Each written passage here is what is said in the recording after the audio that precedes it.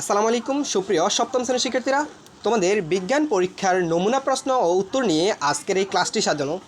এখানে তোমরা দেখতে পাচ্ছ তোমাদের বিজ্ঞান পরীক্ষার নমুনা প্রশ্নটি, যার আলোকে তোমার পরীক্ষার প্রশ্নের প্যাটার্নটি হতে পারে। সো প্রথমে আমি প্রশ্নটি পড়ে নিব, দেন তোমাদেরকে তোমাদের কাজগুলো বুঝিয়ে দিব। তার আগে তোমাদের সবার প্রতি ছোট্ট একটা রিকোয়েস্ট থাকবে, তোমরা যারা এই চ্যানেলে নতুন অবশ্যই চ্যানেলটি সাবস্ক্রাইব করে সাথে থাকবা, আর যারা করছো তাদেরকে অসংখ্য ধন্যবাদ।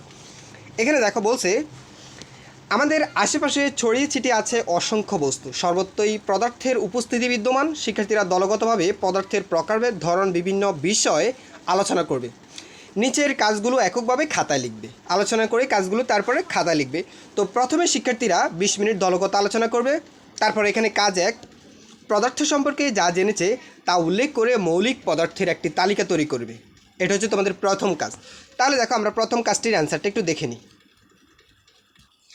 নমুনা প্রশ্নের সমাধান, কাজ 1। এখানে বলছে, যে পদার্থকে ভাঙলে সেই পদার্থ ছাড়া অন্য কোনো পদার্থ পাওয়া যায় না তাকে মৌলিক পদার্থ বলে। মৌলিক পদার্থগুলো এক বা একাধিক সমজাতীয় পরমাণু দ্বারা গঠিত। যেমন স্বর্ণ, এক টুকরো বিশুদ্ধ স্বর্ণকে যতই ভাঙা হোক না কেন, স্বর্ণ ছাড়া আর অন্য কোনো পদার্থ পাওয়া যাবে না।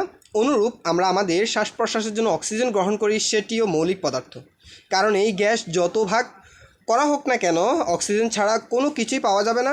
তাই স্বর্ণ ও অক্সিজেনের মতো লৌহ, রূপ কিংবা হাইড্রোজেন গ্যাসসমূহকে ও মৌলিক পদার্থ বা মৌল বলা হয়।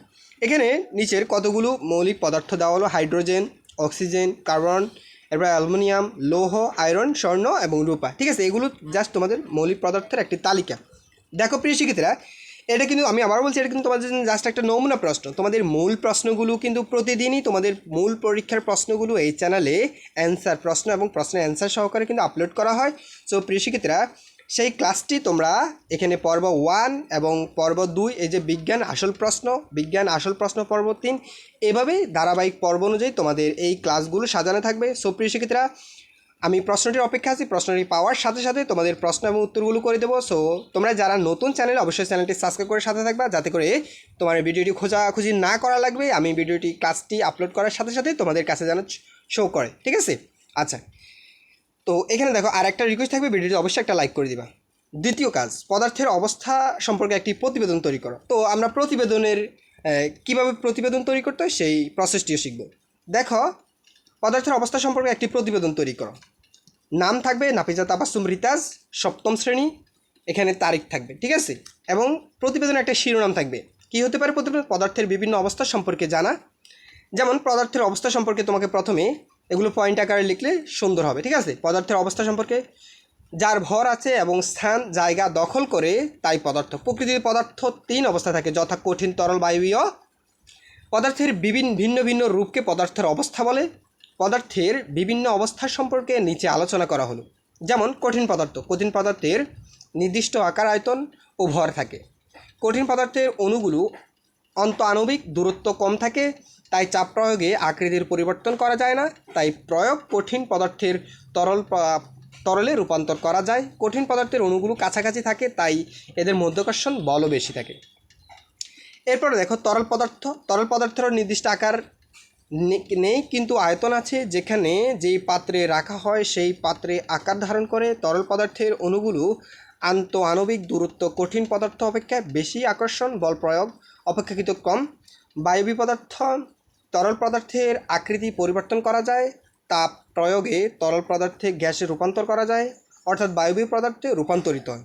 ইলেকট্রনিক অণুবীক্ষণ যন্ত্রের সাহায্যে পরমাণু ও আকৃতি। আচ্ছা দেখো, এটা ছিল তোমাদের 2 নং কাজের সমাধান। এখন আমরা দেখব 3 নম্বর কাজটি।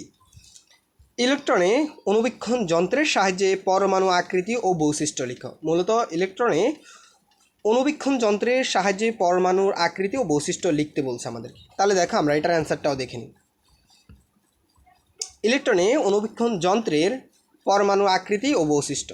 তো এখানে দেখো, এখানে 6টি হবে। আমি 4টি সার্কেল দিয়েছি, এখানে 6টি সার্কেল হবে। এরপরে এখানে বিন্দু দেখতে পাচ্ছ, এটা হচ্ছে ইলেকট্রন। এরপরে মাঝখানে যে বিন্দুটি সেটা হচ্ছে নিউক্লিয়াস, এবং এই যে চলার পথ সেটা হবে কক্ষপথ। ঠিক আছে, চিত্র। আর এটা হচ্ছে পরমাণু গঠন প্রক্রিয়া।